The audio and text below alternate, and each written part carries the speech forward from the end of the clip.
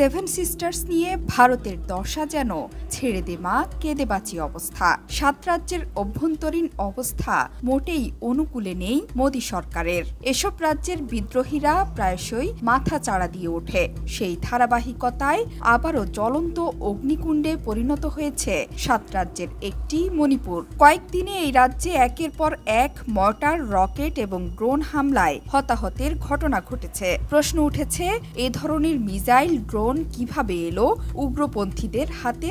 সাধারণত এর আগে সেভেন সিস্টার্সের বিদ্রোহীরা রাইফেল জাতীয় অস্ত্রই ব্যবহার করত। বড়জোর রকেট লঞ্চার দেখা গেছে তাদের হাতে। কিন্তু এবার মিসাইল এবং ড্রোনের ব্যবহার ভাবিয়ে তুলেছে ভারতীয় নিরাপত্তা বিশ্লেষকদের। মিসাইল, ড্রোনের মতো অস্ত্র যদি পুরো সেভেন সিস্টার্সের বিদ্রোহী দলগুলো ব্যবহার করতে শুরু করে, তবে তা হবে ভারতীয় সেনাবাহিনীর জন্য অত্যন্ত আশঙ্কার। পাহাড়ি এবং ঘন বন অধ্যুষিত এই এলাকা গেরিলা কায়দার যুদ্ধের জন্য আদর্শ। হামলা করে সহজেই পালিয়ে যেতে পারে বিদ্রোহী। এখন আরও দূর থেকেই ভারতীয় সেনাবাহিনীকে লক্ষ্যবস্তু বানাতে পারবে বিদ্রোহী গোষ্ঠীগুলো। এমনটি হলে এ অঞ্চলের পরিবেশ হয়ে উঠবে আরও ঘোলাটে।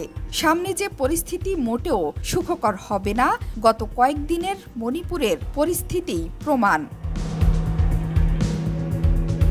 পুলিশ বলছে, কুকিরা রকেট এবং মর্টার দিয়ে হামলা চালাচ্ছে। বিষ্ণুপুর জেলার 2 জায়গায় বসতি এলাকা লক্ষ্য করে হামলা হয়েছে।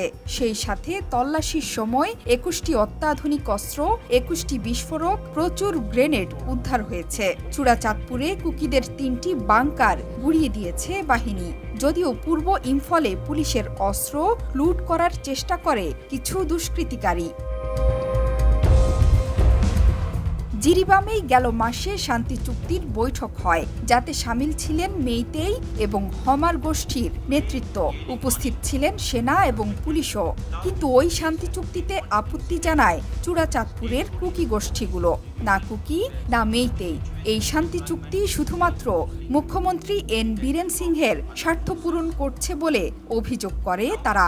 হমার ইম্পুই গোষ্ঠীও এই চুক্তি মানতে অস্বীকার করে। সাম্প্রদায়িক সরকারের সামনে কোনো পরিস্থিতিতেই মাথা নোয়ানো হবে না বলেও জানায় তারা। এরপরই গত কয়েকদিন ধরে বাড়তে শুরু করে হিংসা। পরপর ড্রোনের মাধ্যমে বোমা হামলা, রকেট হামলার ঘটনা সামনে আসে। উত্তর পূর্ব ভারতে এর আগে উগ্রপন্থীদের হাতে কখনো ড্রোন বা রকেটের মতো অস্ত্রের ব্যবহার চোখে পড়েনি। ফলে মণিপুরের বর্তমান পরিস্থিতি নিয়ে উদ্বেগ বাড়ছে। এসব শক্তিশালী অস্ত্র বিদ্রোহীরা কোথায় পাচ্ছে সেটি নিয়েও উঠেছে প্রশ্ন। গুঞ্জন রটেছে, অত্যাধুনিক সব অস্ত্র নিজেদের আস্তানাতেই বানাচ্ছে কুকিরা। তবে ড্রোন প্রতিরোধী প্রযুক্তি নামিয়েছে পুলিশও। লাগাতার সেনাবাহিনীর হেলিকপ্টার টহল দিচ্ছে। সড়ক পথেও চলছে নজরদারি। কুকিদের হাতে অত্যাধুনিক সব অস্ত্র দেখে ভীত সন্ত্রস্ত স্থানীয়রা। যেভাবে রকেট এবং ড্রোন হামলা চলছে, তাতে রাজ্য প্রশাসনের ভূমিকায় প্রশ্ন তুলছেন তারা। আত্মরক্ষার কোনো উপায়ও জানা নেই তাদের। স্থানীয়দের দাবি, প্রায় 50,000 কেন্দ্রীয় বাহিনী মোতায়েন রয়েছে। তারপরও স্নাইপার ঘুরছে, ড্রোন ও রকেট হামলা চলছে। নিজেদের বাড়িতে মারা যাচ্ছেন মানুষজন। তাই নিরাপত্তা নিয়ে উদ্বেগ প্রকাশ করেছেন স্থানীয়রা।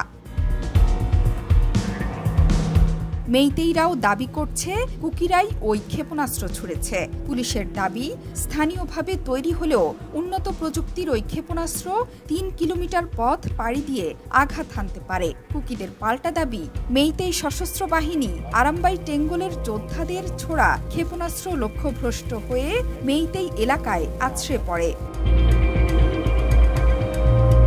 জোহরা চৌধুরী সেতু, ৭১।